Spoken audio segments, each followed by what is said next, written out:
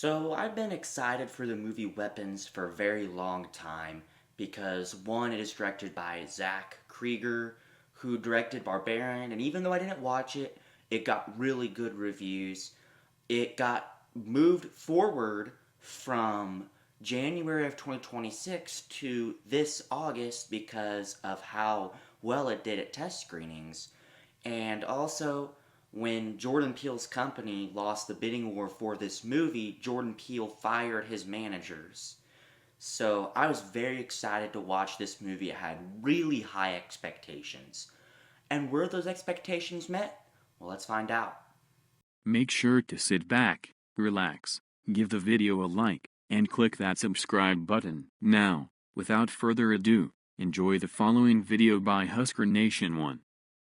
So Weapons basically centers around these school children, 17 of them, that disappear in the middle of the night at 2:17 in the morning.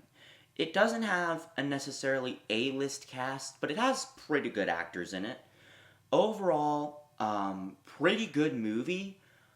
I'm gonna come right out and say I don't think it lives up quite to the hype that everyone is giving it. I did not regret my time to the movies. Really good showing. I did like the general sound in it and the music. I thought it was really good. The overall score, it kind of reminded me of the movie Cooties, like the music part of it. If you don't know, Cooties is a zombie kid movie, like a movie about zombie kids, not a zombie movie for kids. It's really good. But the music was very similar to that, and I really liked it. Um, I'm gonna try not to give a whole lot away, but there obviously is something that's making those kids disappear. And the thing that makes these kids disappear, I did like that about this movie. Um, it was definitely very creative, something I wasn't expecting, but this whole movie had a lot of things I wasn't expecting. And I think everything about that was done really well. First of all, like books, something I see a lot of in books and not so much in movies, is that this movie switches perspectives. It goes from one person to another, to another, to another, to another. I think there's five in total. I'm not going to reveal who those are, but it only goes one by one. They don't return to anybody, but they do bring those characters back in other scenes. I think the acting and writing and character I loved most was the police officer. You can kind of tell he does some unprofessional things, and it seems like it's just getting out of control for him, and he just really has to kind of keep that all in check. He messes with like this burglar. That's pretty much all I'm gonna say. Don't want to get too much into spoilers there.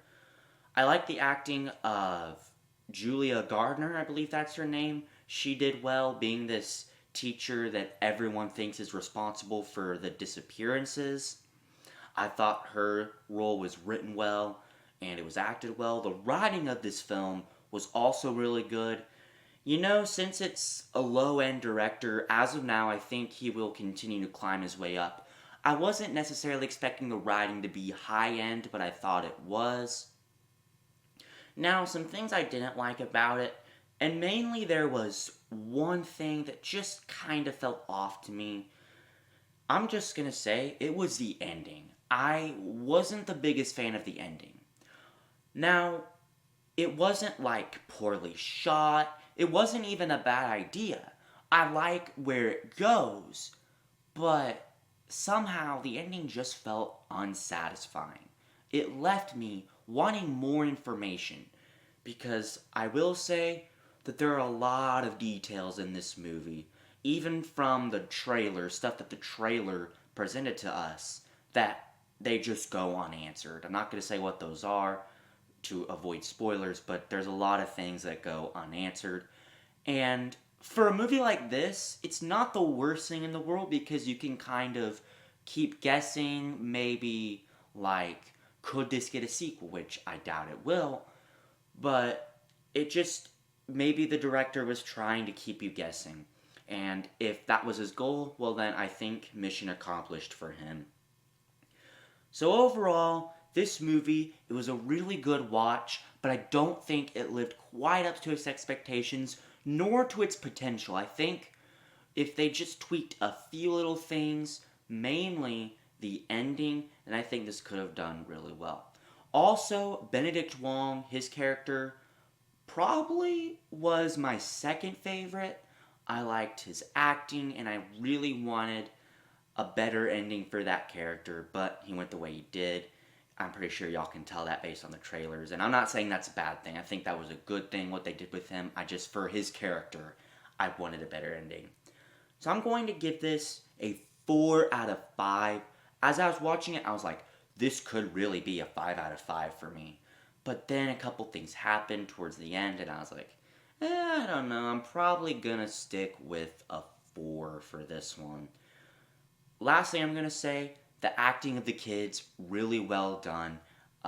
Obviously, to do that, probably not easy. So to everybody that played kids in this movie, good job to you if you happen to be watching this review, which I doubt you will, but whatever. So thank you guys for watching.